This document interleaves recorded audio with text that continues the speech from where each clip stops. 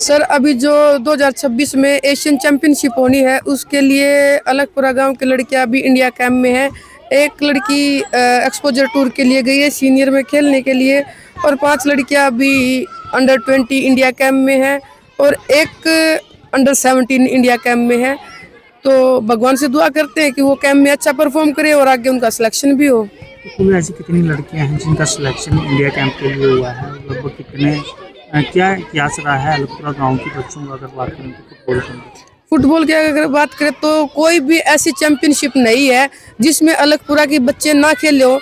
यहाँ की लड़कियां वर्ल्ड कप भी खेली है। 2 लड़कियां हैं जो अभी अपना एक बीएसएफ में और एक सीआईएसएफ में अभी कार्यरत हैं और दोनों लड़कियां world cup under 17 world cup जो इंडिया की लड़कियों ने फर्स्ट टाइम खेला उसमें अपने अलगपुरा की 2 लड़कियां थी।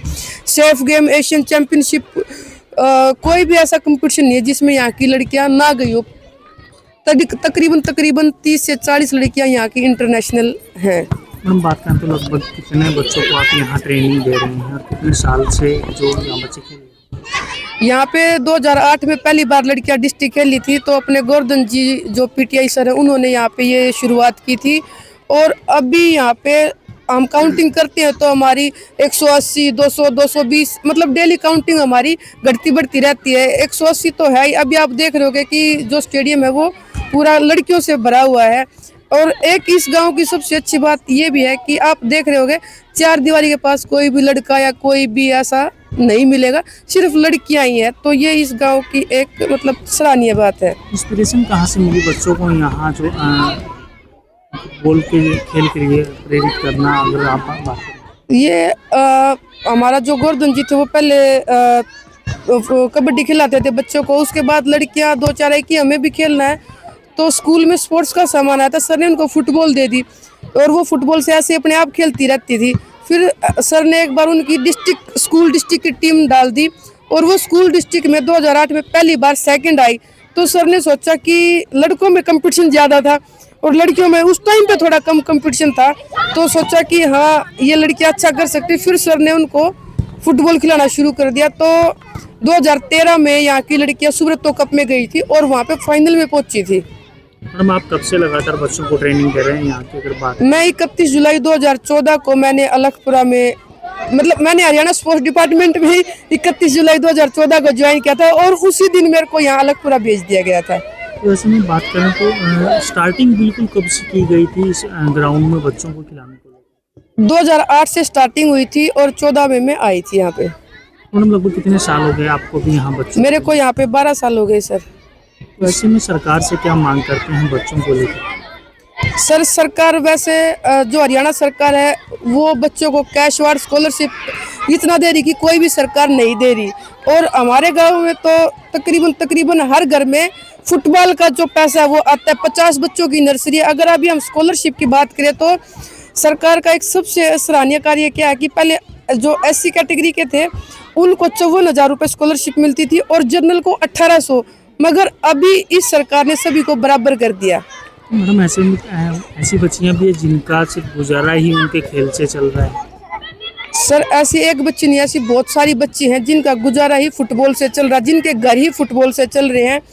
हमारे जितने भी बच्चे जॉब में गए हैं, जैसे मैंने संजू यादव बताया जो अभी सीनियर इंडिया खेल रही है, उसका घर पहले कच्चा होता था, उसकी स्कॉलरशिप से उसने पक्का मकान बनाया, अपनी बहन की शादी की और उसका घर ही उसकी अभी वो रेलवे में है तो उसकी सैलरी से चल रहा है। और अभी एक नीलम है जो असम राइफल में है, उसका घर ही बिल्कुल झोपड़ी टाइप था, जैसे छान नहीं होती छत पे तो वो छान थी और अभी उसने पैसे इकट्ठे करके और अपना 2 रूम का जो पक्का मकान बनाया। ऐसे बहुत सारे एग्जाम्पल हैं कि जो लड़की मतलब फुटबॉल से घर चल रहे हैं। अगर हम एक अच्छे इंटरनेशनल खिलाड़ी की बात करें तो देखो डाइट आप देख सकते हो 1500-2000 में तो डाइट नहीं बनती। अगर हम अच्छा खिलाड़ी तैयार करें उसके लिए घी भी दूध भी, और गरीब परिवारों के बच्चे जिसके घर में भैंसे भी नहीं है तो 20 से 25 हज़ार खिलाड़ी की डाइट में आ जाता है खर्चा। तो क्या मांग करते हैं सरकार से कि बच्चों का जो प्रोत्साहन राशि उसको बढ़ाया जाना चाहिए? प्रोत्साहन राशि तो ठीक है, मगर जो राशि दे रहे ना, मैं ये सोच रही हूँ कि राशि तो घर वाले खर्च कर लेते हैं, अगर इनको डाइट मिल जाए ना तो वो सीधा बच्चों के खिलाड़ियों के पेट में जाएगी और ये ज़्यादा बेनिफिट रहेगा उस चीज़ का। खिलाड़ियों की अचीवमेंट किस तरह की रहेगी? यहाँ के खिलाड़ियों के इंटरनेशनल मेडल भी हैं और नेशनल भी। अभी उत्तराखंड में नेशनल गेम्स हुए थे, 38वें नेशनल गेम्स, उसमें 20 की टीम थी जिसमें से 11 लड़कियां अलगपुरा की और गोल्ड मेडल आया था। हरियाणा सरकार एक बच्ची को 7 लाख रुपए देगी।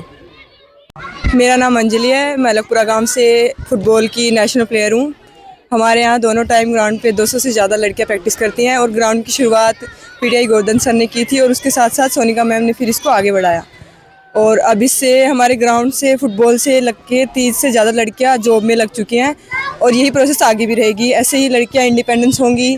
हमारे पेरेंट्स हम पे प्राउड करते हैं, पूरा गांव हम पे प्राउड करता है। हम इंडिया को भी प्राउड करवाएंगे एक दिन। हमारी अंडर 20 वुमेंस में एशियन कप के लिए गांव की पूजा देवी है, वो खेलती हैं। अंडर 17 में श्वेता रानी है और सीनियर वुमेंस में संजू देवी है जो इंडिया को रिप्रेजेंट करती है। वो हमारे लिए रोल मॉडल है, हम उनसे बहुत सीखते हैं। और मोस्टली लड़कियां नेशनल प्लेयर्स हैं हमारे गांव से और इंटरनेशनल प्लेयर्स भी बहुत हैं।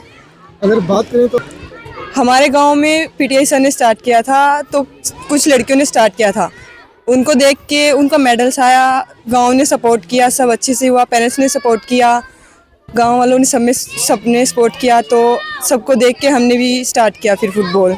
और हमारा ऑल इंडिया मेडल है, खेलो इंडिया में मेडल है और इंटरनेशनल मेडल है, सीनियर नेशनल मेडल है, हरियाणा ओलंपिक्स में मेडल है।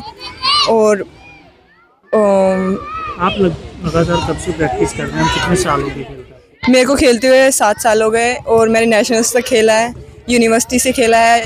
खेलो इंडिया में अभी गोल्ड आया हमारे यूनिवर्सिटी का, चौधरी बंसीलाल यूनिवर्सिटी। अभी तक आपको सरकार के कुछ कैश वार्स वगैरह रहते हैं और वो जॉब के लिए सहायता करते हैं और हरियाणा में जैसे ग्रेजुएशन मिलती है और वैसे ही सरकार बहुत सपोर्ट करती है।